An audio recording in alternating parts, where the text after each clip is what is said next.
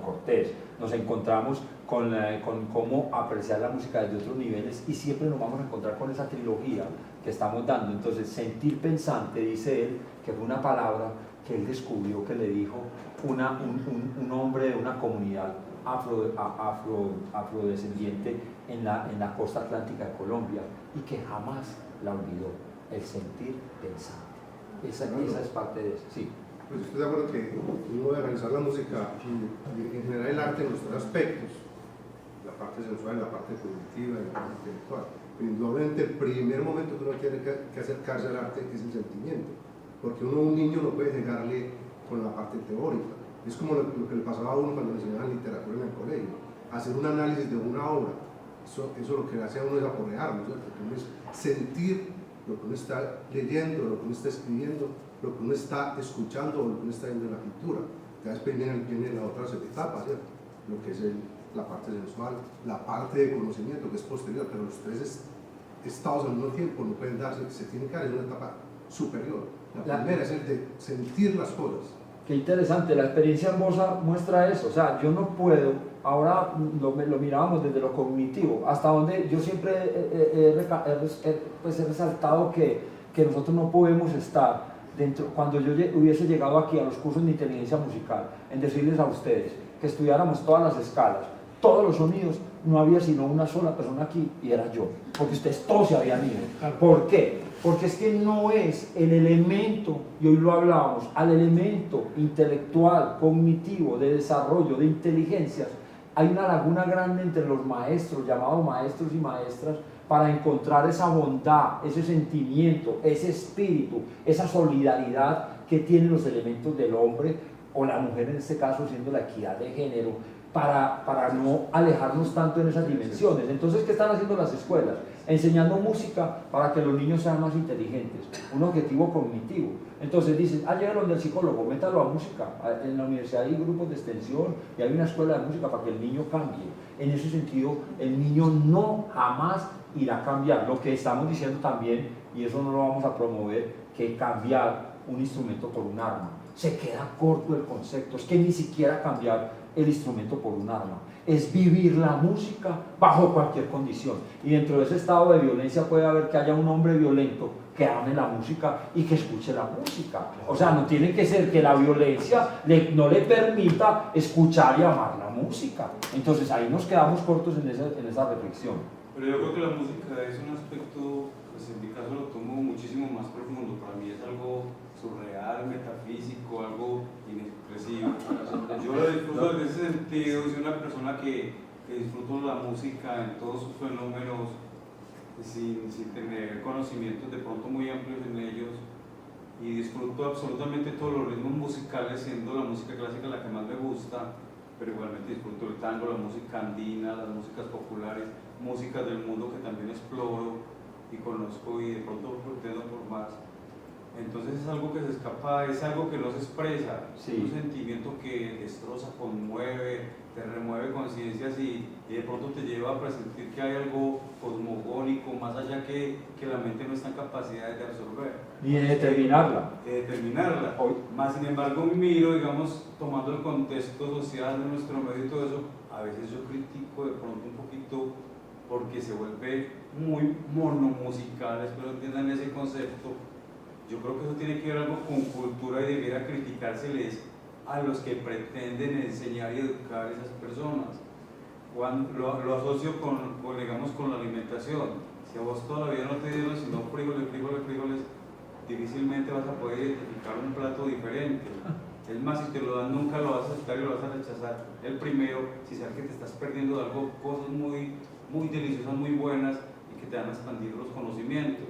Eso sea en nuestro medio, y creo que ahora, a pesar de las facilidades que tienen los muchachos, los jóvenes, en cualquier estrato, en cualquier condición social, tienen un limitante ahí que se les ha impuesto. No son ellos, y eso los va a llevar a impedir y disfrutar de una de las cosas más maravillosas que existen en el universo. Nos vamos con la inquietud hoy, pues si ustedes me alimentan más la inquietud. ¿Y qué viene a ser la música? ¿Cómo puedo yo narrar ese significado en un determinante que sea una serie de sonidos armónicos que llegan desde el exterior al oído, y entonces me quita la posibilidad de sentir e imaginar la música, imaginar mi música. Ustedes pueden imaginar tranquilamente la música. No vimos el video de Sting donde él imagina una composición y cómo su cerebro reacciona en el cerebelo, reacciona viéndolo de esa parte física, fisiológica y pues material, cómo reacciona el cerebro cuando él piensa en una composición y empieza toda la parte del cerebelo a activarse en una condición como si él se estuviera moviendo y él está quieto, nomás está imaginando. Eso dice que es mantener esa utopía de no alcanzarla, y la música nos pone en ese plan. Galeano lo muestra en una metáfora hermosa, esa búsqueda de alcanzar una utopía que yo le doy, y al alcanzarla ella me corre y me da otra vez 20 pasos, y yo voy y corro 20 pasos y ella me da 40, y en la música pasa eso. Por eso determinarla en todos los sentidos, desde lo social. Hoy nos vamos también con una reflexión, lo social, lo antropológico, lo cognitivo, lo espiritual, porque no escuchamos la música de Tomás Luis de Victoria, el compositor de Dios, porque por encima de cualquier compositor de Bach, todo, era un sacerdote que todo lo que escribía en su sonido, hay una cosa impresionante. Usted, aunque sea ateo o no crea en la religión católica o no crea en nada de eso, lo transforma y lo envuelve de una manera que fue una música hecha con una condición espiritual elevadísima. Tomás Luis de Victoria, los que escucharon el programa que hicimos, podemos ambientarnos en eso. Ahí ya no haría un determinante o un discurso, ni siquiera un correlato mental. Ahí habría que entrar en esa participación de que la música, habitarla totalmente y vivirla. Me gustaría hacer un puente entre lo del compañero y del compañero en ambas cosas. Está muy bien, claro, no se propone que un pelado de 10 o un muchacho de 55 años como yo les vaya a poner las tres cosas al mismo tiempo. No, es decir, los procesos metodológicos y epistemológicos deben ser, el análisis debe partir, fraccionar, separar, ¿cierto? Entonces mirar cada cosa, ¿cierto? Lo que pasa es que no se puede confundir lo metodológico, que es separar lo sensual, lo expresivo y lo intelectual, y otra cosa es mirar lo ontológico, que es la música, y a eso así fraccionarla, porque la música no se deja reducir ni a lo sensual, ni a lo expresivo, ni a lo intelectual. Entonces vienen los fanatismos. Yo soy absolutista. Sí, claro, sí. Este es el problema. Es cuando yo miro el concepto, el ente musical, ser música, yo tengo que ver en conjunto, como una esfera. No la puedo fraccionar. Y por donde la vea es el centro siempre. Uno ve una esfera y donde lo mire siempre es el centro, cualquier punto. Son infinitos puntos que son infinitos centros. Entonces, eso para hablar todo, que quede claro que no es que se vayan a fusionar los tres en un monismo, no. Son los tres, hay que estudiarlos por separado, pero hay que vivirlos como uno solo. ¿Sí? Y lo que dice el compañero del corazón, de la mente y del corazón, es lo que dice Fernando González. Para hacer eso hay que vivir en gerundio. Yo no soy un vivir, yo soy un viviente, un sucediente, porque es lo que me hace progresar a mí, lo que dice Galeano en la utopía. La utopía nos hace para caminar, claro, porque ella se aleja más y nosotros vamos más despacio, la realidad se va abriendo, entonces nos hace caminar. Eso es para eso es la utopía, para caminar. Y hay una cosa muy importante, y es no dejar a un lado de que a mí simplemente la música me entra y me apasiona, sin mirar siquiera los elementos básicos que ella contiene en su interior.